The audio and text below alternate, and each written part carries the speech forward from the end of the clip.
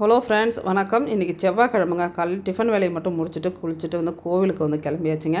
முருகன் கோவிலுக்கு தான் போயிருக்கேன். இது எங்கே இருக்க கேட்டிங்கன்னா, கடலூரில் இருக்க வண்டிப்பாளையம் முருகன் கோவிலுங்க. ரொம்ப சக்தி வாய்ந்த ஒரு கடவுள் அவர். இந்த கோவிலில் சிறப்பு என்ன அப்படின்னு பார்த்தீங்கன்னா, முருகன் கையில் இருக்கக்கூடிய வேல் இருக்குது இல்லைங்களா, அது அங்கே தனிப்பட்ட முறையில் இருக்கும். அதுக்கு தனியாக பூஜைகள் நடக்குங்க.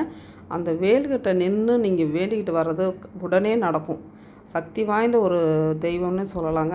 நான் ஏன்னு கேட்டால், நான் அதை உணர்ந்துருக்கிறேன், வேண்டிட்டு வந்திருக்கேன், எனக்கு நடந்திருக்கு. அதனால் அந்த கோவிலுக்கு போயிட்டு சாமி கும்பிட்டுட்டு வந்தேங்க. எனக்கு நடந்துருது அப்படின்றனால உங்களுக்கு அதை தெரிவிக்கிறேன்.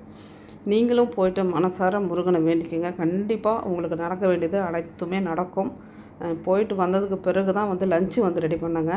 இன்றைக்கி வெஜிடபிள் ரைஸ் தான். வீட்டில் வாங்கிட்டு வந்த காய்கறிகள்லாம் நிறைய இருந்துச்சுங்களா, அதை போட்டு இன்றைக்கி வெஜிடபிள் சாதம் ஒரு 15 நிமிஷத்துலேருந்து 20 நிமிஷத்துக்குள்ளே காய்கறியெல்லாம் கட் பண்ணி வெஜிடபிள் ரைஸ் செஞ்சேங்க.